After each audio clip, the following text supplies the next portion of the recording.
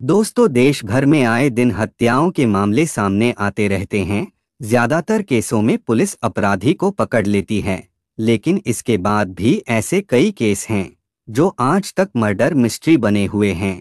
आज हम ऐसे ही कुछ मामलों के बारे में बता रहे हैं। नई दिल्ली। आपने क्राइम थ्रिलर फिल्मों में देखा होगा कि कैसे शातिर अपराधी गंभीर क्राइम करने के बाद भी पुलिस की गिरफ्त से बच जाते हैं। तमाम कोशिशों के बाद भी अपराधी आज़ाद घूमते रहते हैं। ऐसा केवल फिल्मों में ही नहीं बल्कि असल जिंदगी में भी होता है। देश में ऐसे कई मर्डर मिस्ट्री हैं जिनकी गुत्थी अब तक उलझी है। पुलिस, सीबीआई, सीआईडी जैसी जांच एजेंसियों की मशक्कत के बाद भी अपराधी पकड़ में नहीं आए।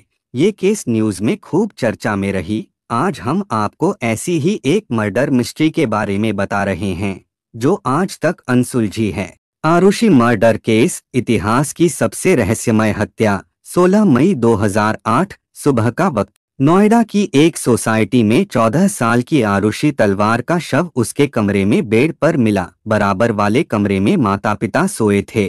शुरुआत में पुलिस का शक नौकर हेमराज पर गया क्योंकि वो गायब था। 2 दिन तक पुलिस हेमराज को खोजती रही। इस केस में मोड़ तब आया जब 2 दिन बाद हेमराज की डेड बॉडी छत पर मिली। अब ये एक नहीं 2 मर्डर का मामला हो गया। नोएडा पुलिस पर आरोप लगे कि उन्होंने सबूतों को गंभीरता से नहीं लिया। नोएडा पुलिस ने दावा किया कि केस सॉल्व हो गया है और उन्होंने आरुषि के पिता डॉक्टर राजेश तलवार को आरोपी बताया। पुलिस ने राजेश को बेटी की हत्या के आरोप में 23 मई 2008 को गिरफ्तार भी कर लिया, लेकिन मीडिया में ये मामला काफी हाईलाइट हो चुका था। सारे न्यूज चैनलों, अखबारों में आरुषि का हत्यारा कौन, क्या बाप ने की बेटी की हत्या, पुलिस की लापरवाही से सबूत मिटे जैसे सवाल छापे जा रहे थे। इधर सरकार पर दबाव बना तो उन्होंने इस केस की जांच सीबीआई को सौंप दी। 31 मई 2008 से सीबीआई ने केस हैंडओवर कर लिया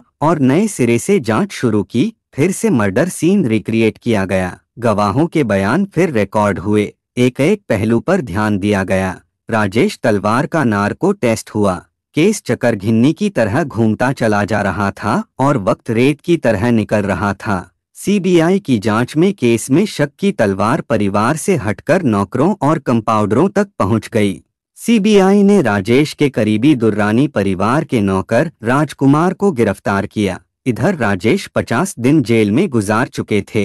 हालांकि उन्हें जमानत मिली। 2 साल बाद 2010 में सीबीआई ने अदालत में रिपोर्ट पेश की। सुनवाई चलती रही और गाजियाबाद कोर्ट माता पिता को सबूत मिटाने का दोषी माना। 2012 में आरुषि की मां ने सरेंडर किया और जेल गईं। 2013 में अदालत ने माता पिता को ही अपराधी माना और उम्र कैद की सजा सुना दी। बाद में वो दोनों जेल से छूट भी गए, लेकिन आज भी इस केस को अनसुलझा ही माना जाता है।